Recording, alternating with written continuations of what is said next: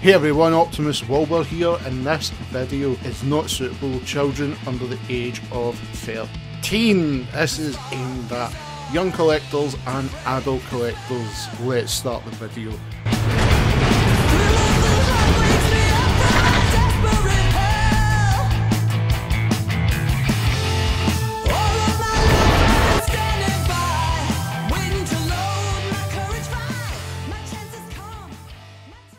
Welcome everyone back to another Optimus Wilbur Reviews, and if you want to make Baby Grimlock happy, why not hit the subscribe button, like the video, share it amongst your Transformer friends, even leave a comment. That helps the channel out so much. If you want to help the channel further, please go in the description box. There's various links you can go to that help support the channel. And continuing with the Wei Jiang Predacons, we have got Warrior, but of course it's Divebome. And this one I really did want to talk about. Now, of course, we covered the other two, which was basically the start of the legs for Predacon, and every single one's Toyhaxed. This one, however, there's a lot of decals missing, and this is where the decals that, if you ordered the Predacon set, okay, again, I will leave the link if you want to do it. Just be warned that you're not going to get them all on, which is a shame because that metallic bronze is beautiful on this bot. A lot's not going to fit, especially the wings. Taking a look at the wings, okay. Now you can clearly see that the original decal it came with it is there, and the decals legit don't fit, and I'm not too sure. I've never heard anybody trying it yet, and it'd be interesting to find out how anybody has tried it, if the upgrade kit decals will fit like this bot. But to give you a word of a warning at the start, you will get spaces like this, and you just have to be creative with the decals you have to make them work. Now that's on the wings. On the actual bot, however, you can get a good few on. It's just a shame that a lot really don't want to go in the bot, considering the bot does look really cool. Now, he's a fair size, fair weight, and the wingspan is impressive. So if we put out the wingspan completely this time, and if I pull back the camera just about there, he goes right out, which I really do like. And I'll just push him back a little bit further to give you a rough idea. Let's bring in, actually no, here is the sword for it. That's how wide this thing is, okay? So, just be warned with the decals, that is the only thing, but the bot is a good bot. The plastic is good, transformation is relatively straightforward as well. But if we look at some of the decals we've got on it, if we take it in bird mode to start with, the Decepticon logo I absolutely adore. I just love that bronze colour. And then coming down, we have the continuation of the Toyhax decals coming in here and going down to the feet. On the wing, I had to just play about with it and come up with my own way of doing things. So as you can see, yes, that is the decal you get with it. And then the ones I used, I tried to like put them in tight spaces so they match as much as possible, and they can give a bit of a tone to it. The one decal I really did want to use was like on the wings. The actual wings here, I really wanted them like shining. Alas, I couldn't do it. It's just one of those things. So, Danny, if you've got the Pring's Predacon, I know you've got so many, I will send you these decals. Anyhow, so it's the same with up the top here. You might not be able to see it, but I'm going to flip it down. You've got little extra decals there, and there's ones hidden where the arms is, but we'll get to see them in transformation mode. Turn them to the side. You've got one down here, and I think, actually, be able to tell, nope, that one's Toyhax, because you can feel like the indentation, the way they've designed it. And if I come up to the eye, you've got this gold eye, which I love on the Predacons. Absolutely love it. The Divebome figure is simple to transform, and obviously he goes into the arm for Predacon. So you can see he's got the two cannons that sit on both arms, he's got the wings, so let's get him into robot mode. In robot mode, you can see Divebome has got a couple of extra decals that you couldn't see. So I didn't point these two out, so you've got two here, you've got a nice one up here.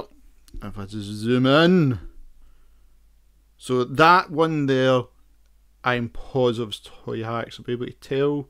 Yep. So that they two there came with the set, Toyhax, and I think, yep, that's Toyhax there as well. There's so many decals on these guys that I've literally lost count, like I said in the last video. Come down to the crotch plate, we have one that continues all the way down. It's like a metallic red that finishes it off really nice. If I can zoom in on the face, you can just make out in the camera, you can see those gold eyes, which finishes that off completely. Overall, the robot is really sturdy. I like it. Just like the other ones.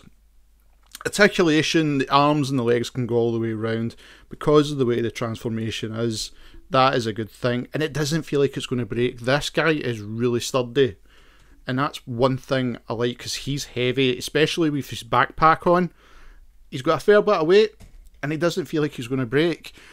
That to me shows, like I said in the other videos, if you're going to do a knockoff, this is how you do it. You do it right well, it feels good.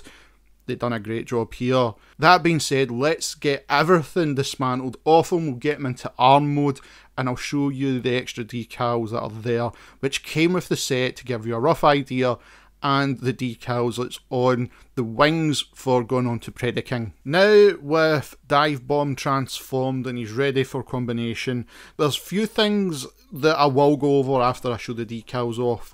Now, decal-wise, there's really nothing new from Toyhax that would be put on this one. I think the ones that are there are meant for the official Power of the Primes version. So, the ones you're going to see is actually the ones that came with the bot, and they're okay.